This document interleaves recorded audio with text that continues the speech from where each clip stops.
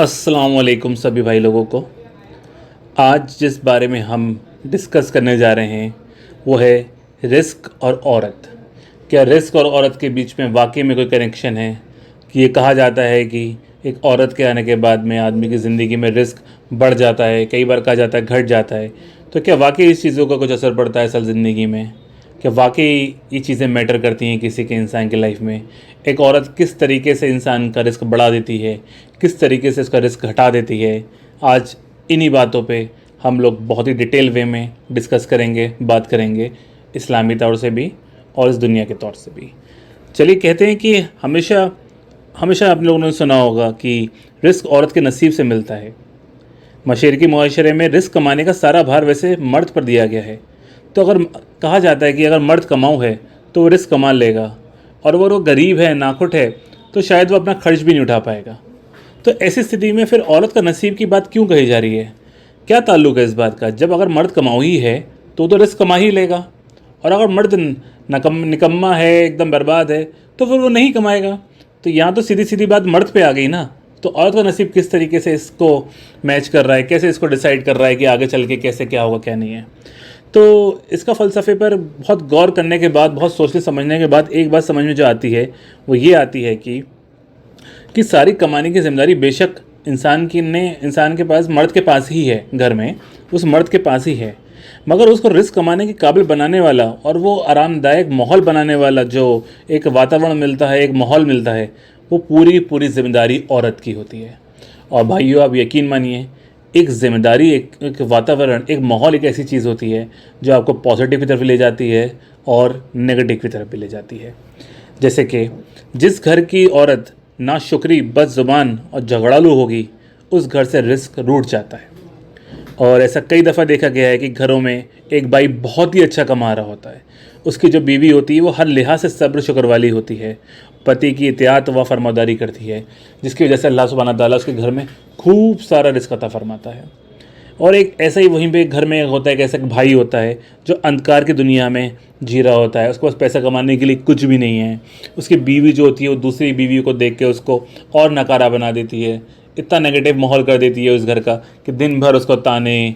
सुबह उठ के अगर वो ऑफिस के लिए जाने के लिए तैयार भी हो रखा होता है तो उसको नाश्ते में भी ताने ही परोसती है रोटी के साथ में। और दूसरी पत्नी को देख के वो इतना लड़ाई झगड़े और नाफरमानी पे उतर जाती है कि वो अपने घर वालों के सामने भी उस पति को बेइज्जत कर देती है। जब सुबह घर से निकलता है अपना शौहर तो खरी खोटी बातें सुनाती है, और शाम को जब वो वापस आता है तो उस बेचारे को सांस भी नहीं लेने देती है और न्यूज़ चैनल की तरह शुरू हो जाती है। तो ऐसे आदमी की मानसिक और जो शारीरिक जो स्थिति होती है, जो उसकी कंडीशन होती है, वो बिल्कुल बेकार हो जाती है, फ़ालिसदा हो जाती है। ऐसे केस में वो कैसे ही क्या ही करके वो रिस्क कमा पाएगा? एक ऐसे ही कारण है, एक ऐसी बात है जो बहुत बड़ी बात है और मुझे याद आ रही है, मैं आपको बताता हूँ, जो मेरे दिल के बहुत करीब है, मैंने सुनी थी। वो ये कि हज़रत मूसा अलैहिस्सलाम से को पता चला एक राजा को कि आपकी अल्लाह सुब्हानहू तआला से बात हो जाती है। तो कहते हैं कि हाँ, मेरी बात हो जाती है। तो उनसे वो कहते हैं कि अगर आपकी बात हो जाती है, तो राजा होता है वो, तो अल्लाह ताला से ये कह देना कि मुझे बहुत दे दिया आपने, अब मुझे और अता मत करो, बहुत दे दिया है आपने, इससे ज़्यादा मुझे नहीं चाहिए, बस मेरे लिए इतना ही काफ़ी है। तो आप बात सुन लेते हैं। उतनी ही देर में एक गरीब भी आ जाता है उनके पास में, और वो भी वही सवाल करता है हज़रत मूसा अलैहिस्सलाम से कि आपकी तो अल्लाह ताला से बात होती है? तो वो कहते हैं हाँ, होती है। तो अल्लाह ताला से कहना कि तुमने मुझे अपनी ज़िंदगी में दिया ही क्या? एक कपड़ा ही है मेरे तन पे खाली, बस इसके अलावा तुमने मुझे दिया ही क्या? और वो कपड़ा भी ऐसा जो हवा चलती है तो वो भी उड़ जाता है। तो कहते हैं कि अल्लाह पाक से जब बात हो तो ज़रूर कहना कि मुझे तो आज तक तो ज़िंदगी में कुछ मिला ही नहीं, मैं तो हमेशा परेशान ही रहा, हमेशा मेरी ज़िंदगी परेशानी में ही कटी। तो ये बात सुनते हैं हज़रत मूसा सलाम, और फिर अल्लाह ताला से ज़िक्र करते हैं। अल्लाह ताला से जब बातचीत होती है तो उनको बोलते हैं कि अल्लाह, वो राजा ये बोलता है कि उसके पास तो बहुत कुछ है, उसे ज़िंदगी में बहुत कुछ मिल चुका है, अब उसे किसी चीज़ की ज़रूरत नहीं है, किसी चीज़ की तलाश नहीं है, और वो बस ये कहता है कि अब उसे और ना मिले। तो मालूम है अल्लाह ताला क्या बोलते हैं? वो ये कहते हैं तुम उस राजा से कह देना कि उसकी शुक्र अदा करना पसंद करते हैं। सुभान अल्लाह। वो ये कहते हैं कि उस राजा से कहना कि उसका शुक्र अदा करना बंद कर दे, उसको रिस्क रोक लिया जाएगा। और वहीं जब वो गरीब की बात बताते हैं तो अल्लाह ताला कहते हैं उससे कहना कि शुक्र अदा करना शुरू कर दे, रिस्क चल के आ जाएगा। आप देख रहे हैं कि सब्र में और शुक्र अदा करने में कितनी बड़ी बात है। आपको खुद नहीं पता होता है कि क्या नाम है कि आपको कितने से लाखों लोगों से कितने लोगों से अच्छे हो। खैर मैं बात को पूरा करता हूँ। तो फिर वो राजा से मिलते हैं तो राजा बोलता है कि आपने मेरी बात की थी अल्लाह से। बोले हाँ मैंने की थी बात। तो अल्लाह ताला तो उन्होंने बोला कि अल्लाह ताला ने कहा है कि तुम शुक्र अदा करना बोल दो। तो राजा तो मना कर देता है। ऐसे कहता है नहीं नहीं मैं ऐसे कैसे कर सकता हूँ, अल्लाह ताला ने मुझे इतना अता कर दिया है, मुझे अपनी हस्ती से ज़्यादा दे रखा है, तो मैं कैसे शुक्र अदा ना करूँ। तो कहते कि अगर नहीं शुक्र अदा करोगे तो फिर तुम्हें रिस्क ऐसे ही मिलता ही रहेगा। तुम शुक्र अदा करते रहोगे अल्लाह ताला तुमको देता रहेगा, तुम्हें बरकत होती रहेगी तुम्हारे रिस्क में।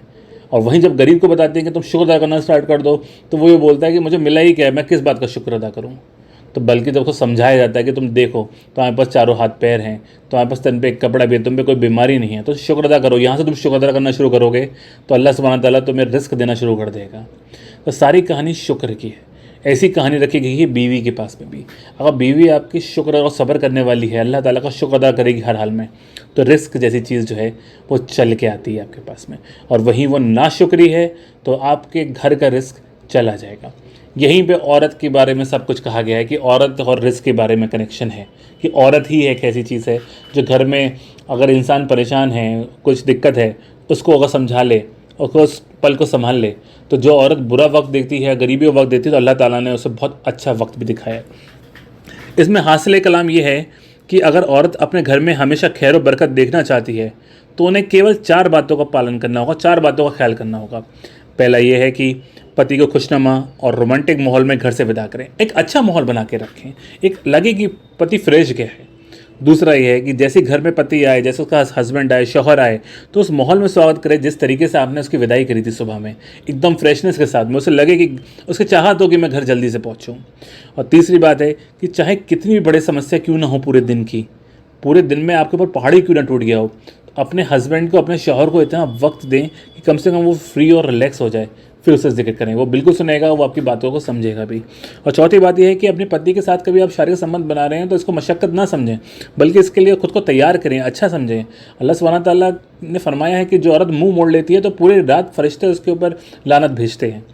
तो ये सारी चीज़ें हैं, इनको आप फॉलो करते हैं तो अल्लाह ताला सुब्हानहू तआला आपके रिस्क में बरकत देगा। इससे आपका वैसे भी रिश्ता जो है बेहद खुशहाल और मजबूत बना रहेगा। और सबसे अहम बात यह है कि आपका पति की जो आपकी छवि, आपके पति की जो इमेज है वो हिफाजत में रहेगी। और जिस परिवार में अगर चरित्र सुरक्षित है, उसकी इमेज सुरक्षित है, तो समझ लेना कि वो परिवार भी सुरक्षित है। तो मेरे भाइयों और बहनों, इस बात को आप समझिए, जानिए, अपनी ज़िंदगी में उतारिए। और जिस घर में आपको लगता है कि यहाँ समस्या होनी है तो उस मैसेज को वहाँ तक शेयर कीजिए।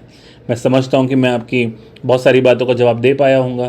कुछ भी अच्छा लगा हो तो इस चैनल को लाइक और सब्सक्राइब ज़रूर कीजिएगा। Thank you.